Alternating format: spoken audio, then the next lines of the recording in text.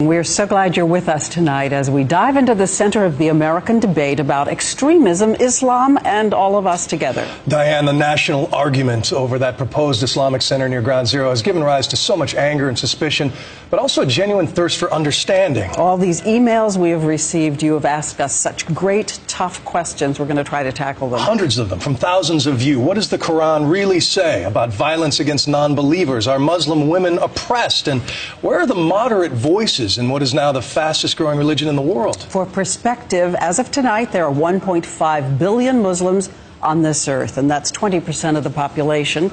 Christianity, still the largest religion, 33%. And that's certainly the case, of course, here in America. 165 million Protestants in this country, 68 million Catholics, only about 5 to 6 million Jews.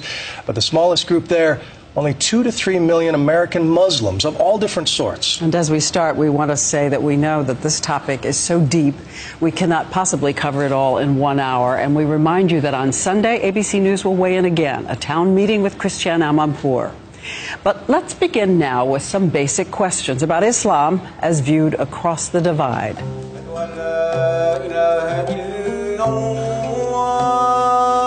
Americans disturbed by Islam.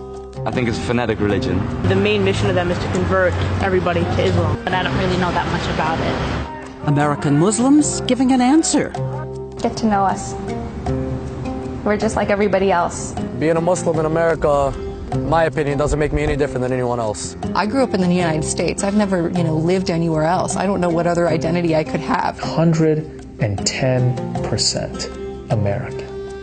But the fact is, nearly 3/4 of Americans say they don't really know anyone who's Muslim, nor have they asked what Islam really is.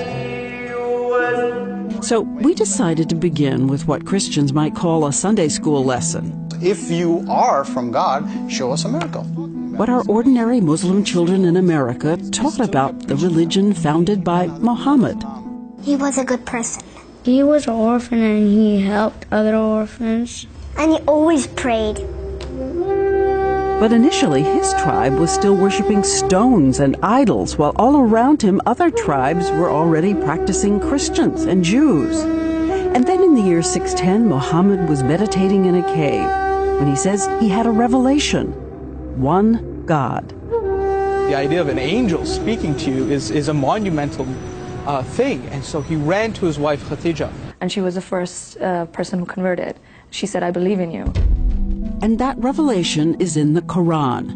The word Quran means recitation or readings.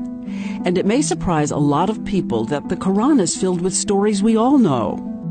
It talks about how the world began, I guess, from Adam and Eve. And that's what Islam is. In the beginning, Adam and Eve. Though in Islam, God created them equally out of dust, not one from the other. And there's also the Mother Mary in the book, who had a mystical conception and gives birth. The trees around her bow low so that she can pick the dates, and the spring opens at her feet. And another thing inside the Quran that wasn't mentioned by that pastor who wanted to burn the book, Terry Jones. The name exalted over and over in Islam is Jesus. I was told that Jesus is the Messiah, who will come back at the end of time to establish the kingdom of justice and peace. Not Muhammad? Not Muhammad, the Christ, son of Mary. So we believe Jesus is the Messiah who will come back at the end of time to establish the kingdom of justice and peace on earth. What percentage of Muslims would say that they believe that Jesus is the Messiah? Well, you cannot be a Muslim if you don't believe Jesus is the Messiah. It's in the Quran. And until Jesus comes, in the Quran, he sits at the right hand of God. So if you believe Jesus is a Messiah and sits at the right hand of God, what is the thing you believe that is different from Protestant and Catholic Christians? The thing that separates Islam from and Judaism from Christianity is that we don't say that God has a son. Both Jews and Muslims do not attribute a son to God. So in the Quran, Jesus is not the Son of God, nor does he die on the cross, but he is a divine prophet. And also in the Quran, the heart of Islam, Muhammad's 5 pillars, sort of like the 10 Commandments. 5 things that make you a Muslim.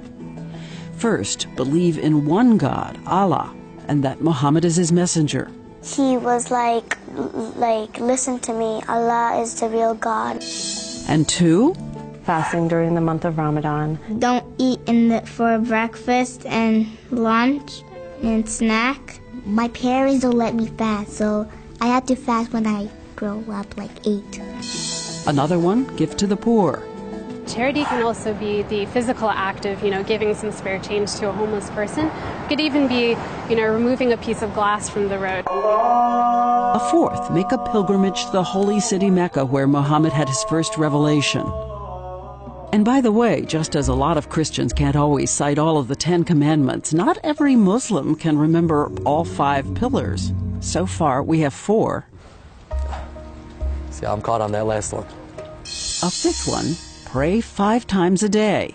God asked us to pray as much as we can. Could be 5, it could be 3, it could be more than 5 times. No, the reality is that the vast majority of Muslims in the United States are not mosque-attending kinds of Muslims, and that's okay. We were, the equivalent of Christmas and Easter Christians. And you should know in Islam there are no drawings of Muhammad, because he said that images might become idol worship again.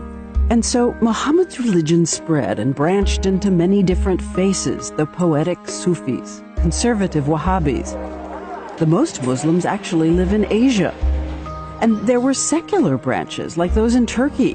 And Muhammad said that we should all be tolerant of each other's religion. Our differences are God's mercy.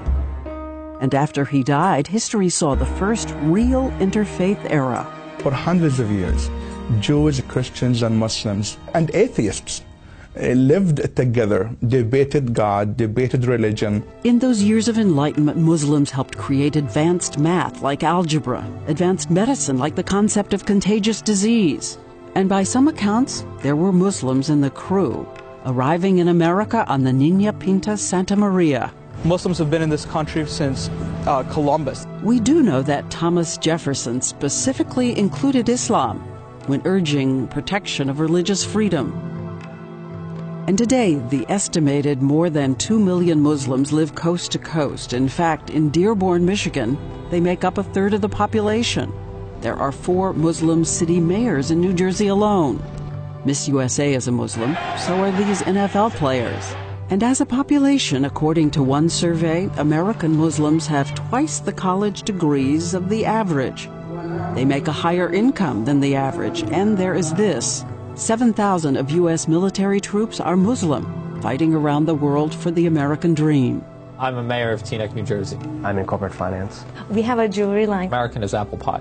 I want to be a teacher when I grow up. Soccer player.